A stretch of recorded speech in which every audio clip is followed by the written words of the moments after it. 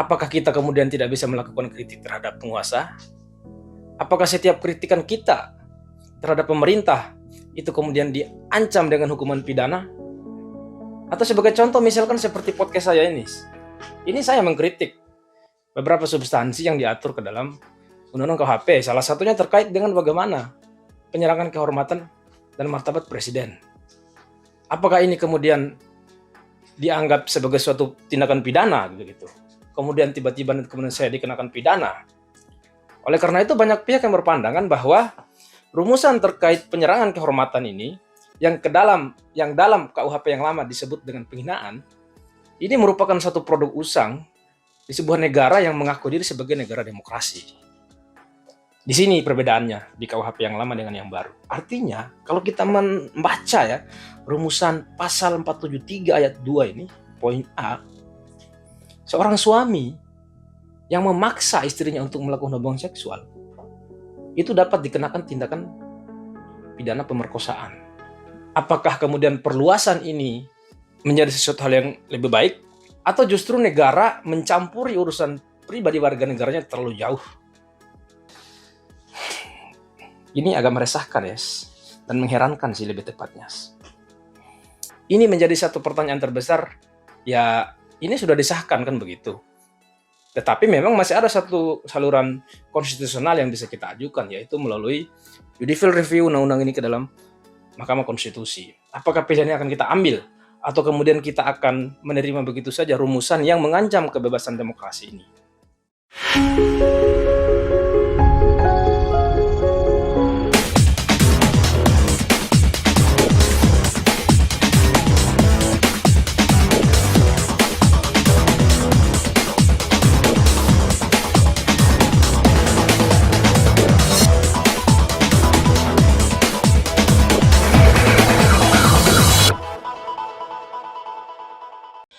Bismillahirrahmanirrahim. Assalamualaikum warahmatullahi wabarakatuh.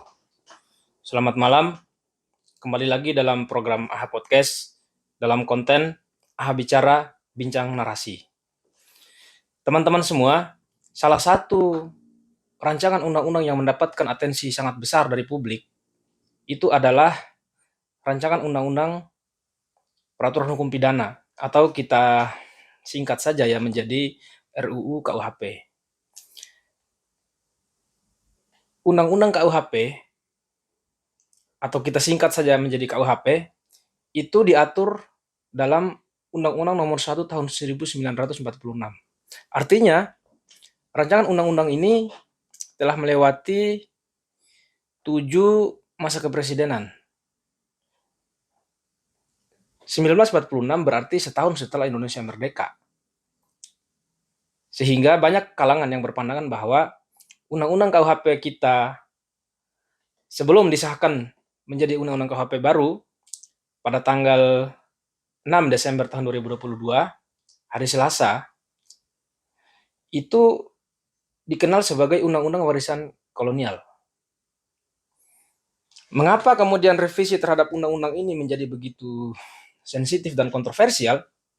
Karena memang ini langsung berkaitan dengan pengaturan kehidupan bermasyarakat. Ada beberapa substansi yang kemudian menjadi perdebatan di kalangan publik. Hampir di semua komponen masyarakat itu mengatensi rancangan undang-undang yang kemudian menjadi undang-undang.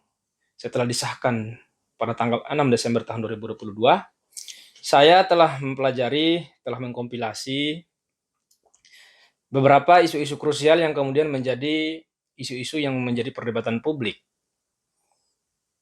Yaitu pertama terkait dengan penyerangan kehormatan atau harkat dan martabat presiden dan atau wakil presiden.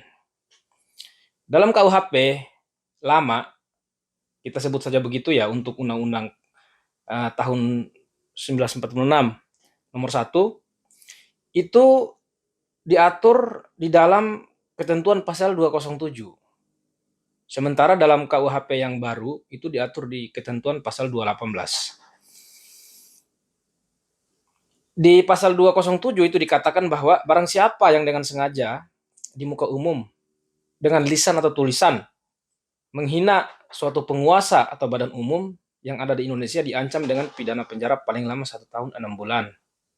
Sementara di KUHP yang baru di pasal 218 diatur bahwa setiap orang yang di muka umum menyerang kehormatan atau harkat dan martabat diri presiden atau wakil presiden dipidana dengan pidana penjara paling lama 3 tahun. Meskipun memang di ayat 2 dikecualikan bagi apabila perbuatan tersebut dilakukan untuk kepentingan umum atau pembelaan diri. Kawan-kawan semua, rumusan terkait penyerangan harkat dan martabat presiden atau wakil presiden ini menjadi salah satu substansi yang diatur ke dalam RUU KUHP yang paling banyak mendapatkan tentangan dari publik. Kenapa? Karena rumusan seperti ini memang satu rumusan yang bisa dibilang usang, ketinggalan zaman dalam kehidupan negara demokrasi. Apakah kita kemudian tidak bisa melakukan kritik terhadap penguasa? Apakah setiap kritikan kita terhadap pemerintah itu kemudian diancam dengan hukuman pidana? Atau sebagai contoh misalkan seperti podcast saya ini saya mengkritik beberapa substansi yang diatur ke dalam Undang-Undang KUHP. Salah satunya terkait dengan bagaimana penyerangan kehormatan dan martabat presiden. Apakah ini kemudian dianggap sebagai suatu tindakan pidana gitu? Kemudian tiba-tiba kemudian saya dikenakan pidana. Oleh karena itu banyak pihak yang berpandangan bahwa rumusan terkait penyerangan kehormatan ini yang dalam KUHP yang lama disebut dengan penghinaan, ini merupakan satu produk usang di sebuah negara yang mengaku diri sebagai negara demokrasi. Teman-teman semua tentu bisa menilai apakah kemudian rumusan ini sesuai dengan semangat reformasi, sesuai dengan semangat dan nafas demokrasi, atau justru ini merupakan suatu regulasi yang justru mengancam kebebasan berpendapat, yang kemudian mengancam kebebasan kita sebagai rakyat yang memang memiliki hak untuk mengkritik pemerintah yang kemudian kita tunjuk. Kita yang memilih pemerintah, kemudian tidak bisa kita kritik, dan kemudian kita diancam dengan pidana. Ini menjadi satu pertanyaan terbesar, ya ini sudah disahkan kan begitu. Tetapi memang masih ada satu saluran konstitusional yang bisa kita ajukan, yaitu melalui judicial review undang-undang ini ke dalam Mahkamah Konstitusi. Apakah pilihannya akan kita ambil? Atau kemudian kita akan menerima begitu saja rumusan yang mengancam kebebasan demokrasi ini? Pilihan kembali kepada kita sebagai rakyat Indonesia. Berikutnya, salah satu topik yang sangat sensitif dan hangat dibicarakan adalah terkait regulasi perzinaan. Di KUHP lama memang sudah diatur di pasal 284, yaitu diancam dengan pidana penjara paling lama 9 bulan terhadap pria atau wanita yang telah menikah apabila mereka melakukan gendak atau overspell atau perzinaan kalau kita Indonesia kan bahasanya. Dan pidana aduan ini hanya dapat dilakukan oleh suami atau istri yang tercemar. Kita bandingkan dengan ketentuan pasal 411 pada rumusan KUHP yang baru. Dikatakan di situ setiap orang yang melakukan persetubuhan dengan orang yang bukan suami atau istrinya dipidana karena perzinaan dengan pidana penjara paling lama 1 tahun. Di ayat 1. Sementara di ayat 2-nya itu yang berhak untuk melakukan pengaduan atas tindak pidana perzinaan itu ada 2 kategori.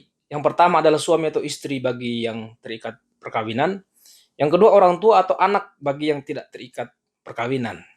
Jadi kalau misalkan kita bandingkan rumusan di KUHP lama dengan KUHP baru, ini mengalami perluasan, satu, baik dari sisi ancaman pidananya, yang kedua itu baik dari sisi kemungkinan pelaku yang kemudian akan diancam dengan pidana, yang ketiga pihak yang berhak untuk mengadukan. Dia mengalami 3 jenis perluasan. Apabila di KUHP lama diatur ancamannya 9 bulan, sementara di KUHP yang baru diancam 1 tahun. Kemudian apabila di KUHP lama itu hanya dikenakan kepada orang yang telah menikah atau terikat perkawinan yang sah. Sementara di KUHP yang baru, baik yang telah menikah maupun yang belum menikah itu bisa dikenakan ancaman pidana. Begitu juga dengan pihak yang bisa mengadukan. Kalau di KUHP lama itu hanya suami atau istri yang tercemar, di KUHP yang baru itu juga bisa dilakukan oleh orang tua atau anak dari orang yang tidak terikat perkawinan. Jadi kalau misalkan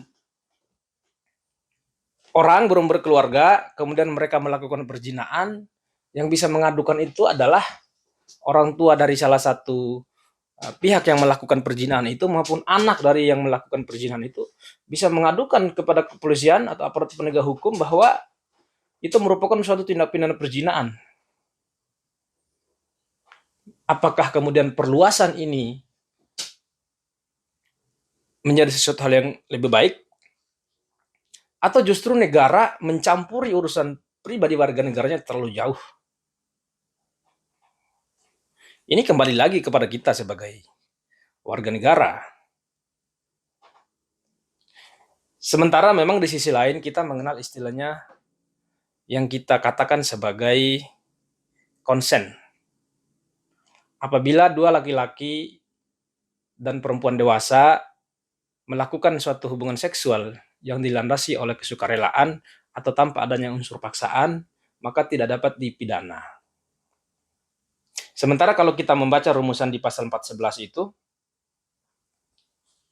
apakah ini berarti dua orang yang kemudian melakukan hubungan seksual karena tanpa adanya unsur paksaan dan kesukarelaan itu, kemudian dapat menjadikan itu sebagai suatu tindakan pidana? Apakah kemudian kerabat dari salah satu orang itu kemudian bisa mengadukan kepada aparat penegak hukum dan menyatakan itu suatu tindak pidana? Ini akan berkaitan menjadi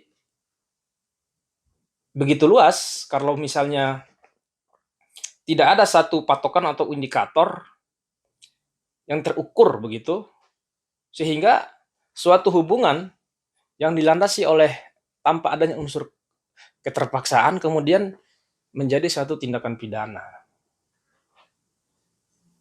Oleh karena itu, kalau misalkan kita membaca rumusan di KUHP yang baru, khususnya terkait dengan ketentuan perzinahan, ini mengalami satu perubahan yang sangat fundamental dan radikal.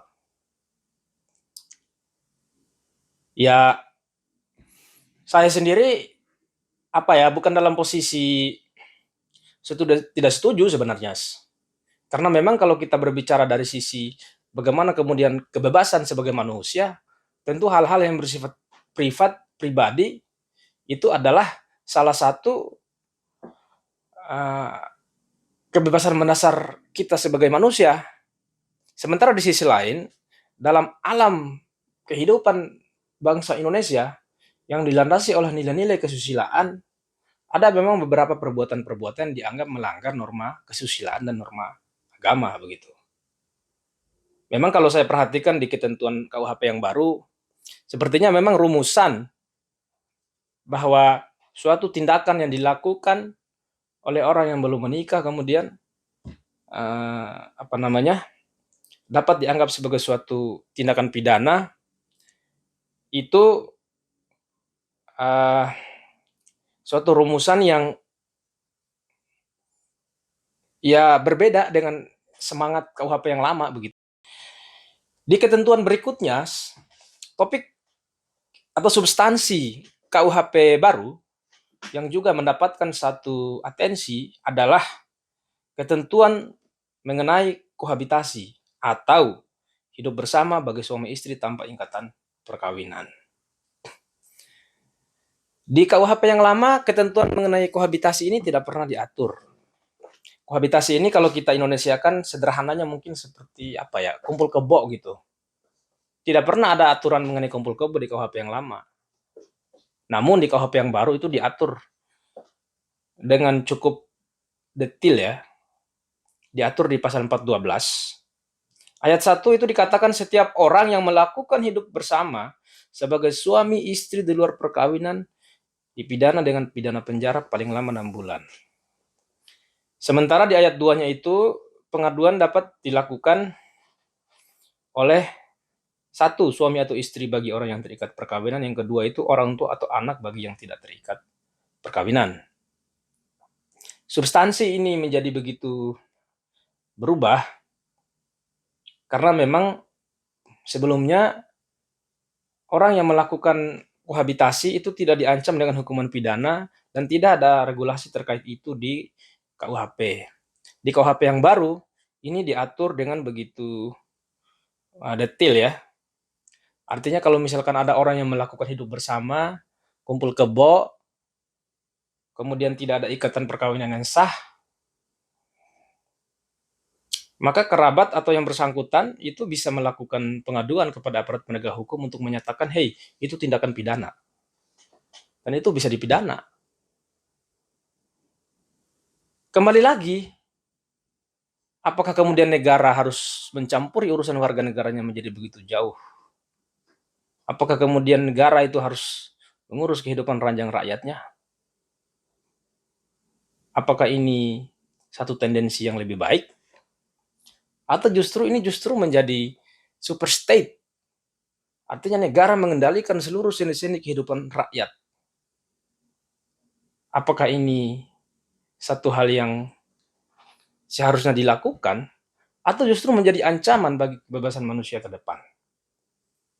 Memang ini kalau kita berbicara dari sisi filsafat, memang ini ada pertentangan pendapat atau pandangan berkaitan dengan sebenarnya sejauh mana peran negara dan sejauh mana kemudian kebebasan manusia itu diatur dalam kehidupan bernegara.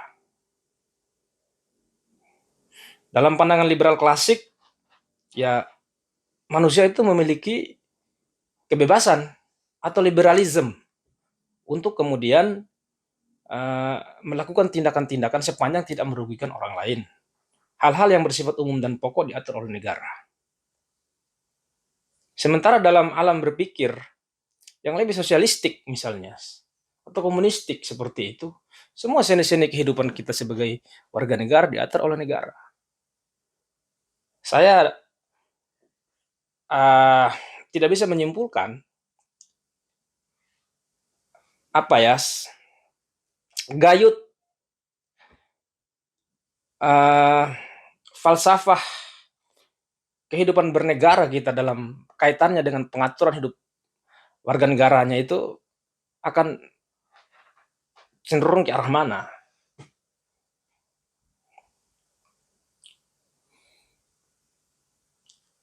Kemudian perbuatan cabul ini juga sebenarnya sudah diatur ya di KUHP yang lama itu, baik di pasal 289 maupun pasal 290. Kemudian di KUHP yang baru juga diatur pasal 414 dan 415. Cuma satu yang menjadi catatan saya adalah di pasal 415 itu penjelasannya yang dimaksud dengan perbuatan cabul adalah kontak seksual yang berkaitan dengan nafsu birahi, kecuali perkosaan.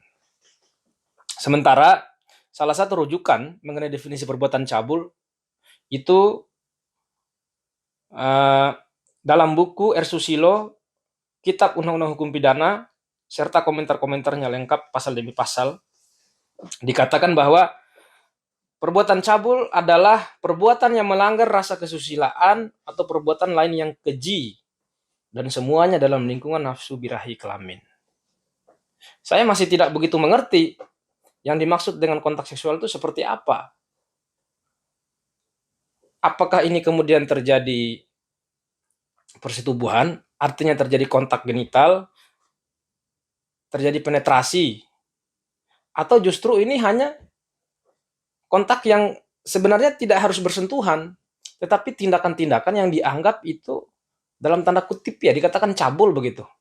Apakah kemudian ketika seorang laki-laki atau seorang perempuan bersiul dengan tujuan-tujuan seksual itu masuk ke dalam ketentuan di pasal 414 dan 415 ini? Apakah itu dapat dikategorikan sebagai perbuatan cabul? Atau seperti apa? Karena di penjelasan pasal 415 itu, perbuatan cabul itu kontak seksual yang berkaitan dengan nafsu birahi. Apa itu kontak seksual? Nggak ada penjelasan lebih lanjut di undang-undang ini. Justru kalau kemudian tidak diartikan secara lebih limitatif dan mendalam, kontak seksual ini justru membuat itu menjadi sangat terbatas definisi perbuatan cabul itu. Kalau kontak itu kita katakan itu harus bersentuhan.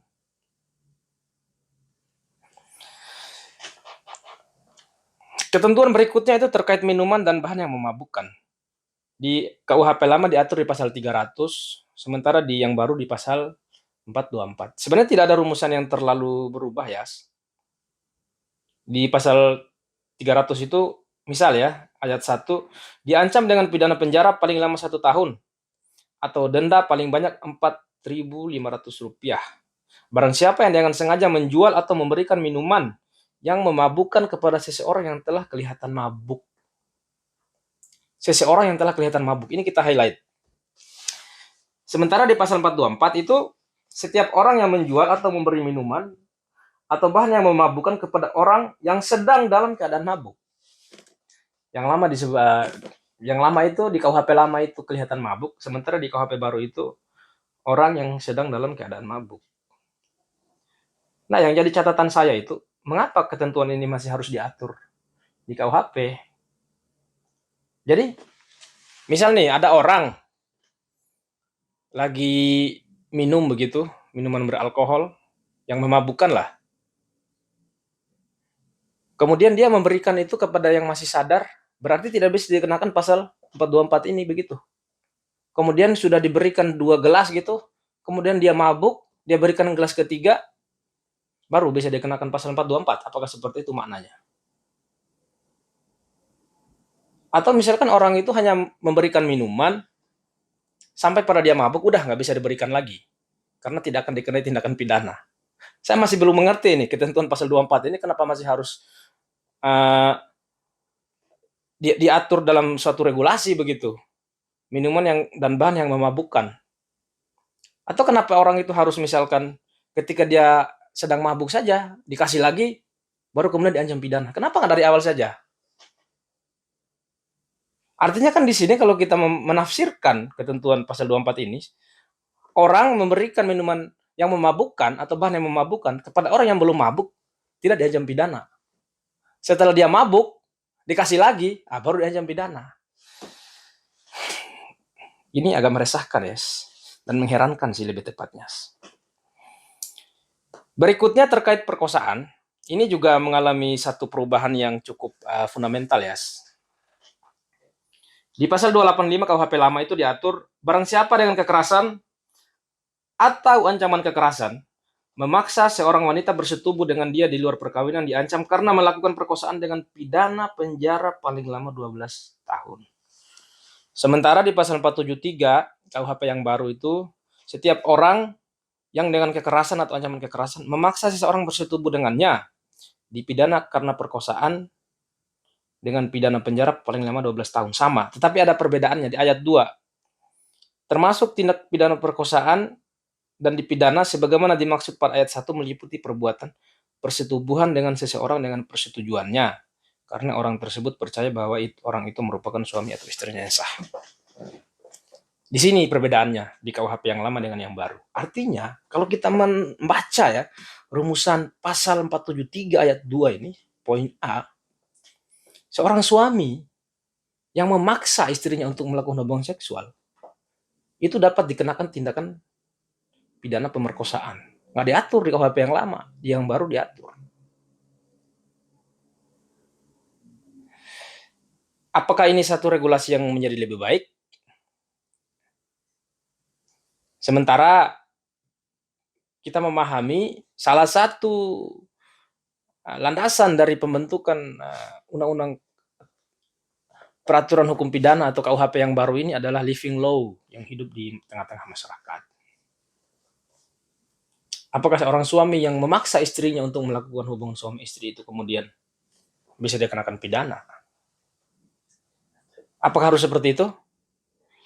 Ya, marilah kita sebagai rakyat Indonesia kemudian menilai bagaimana sebenarnya substansi dari KUHP baru yang telah disahkan hari ini di DPR RI Selasa 6 Desember tahun 2022. Apakah kemudian kita akan menerima begitu saja rumusan ini dan kita anggap, wah rumusan ini sudah sangat tepat. Atau kalau kita merasa tidak setuju, kita melakukan upaya konstitusional melalui ketentuan judicial review ke Mahkamah Konstitusi. Pilihan kembali kepada kita. Demikian teman-teman, podcast Bicara, Bincang Narasi. Semoga ini memantik dialektika publik, dan saya berharap kita sebagai rakyat punya hak secara absolut untuk mengawasi jalannya pemerintahan. Billahi taufiq wal hidayah. Wassalamualaikum warahmatullahi wabarakatuh.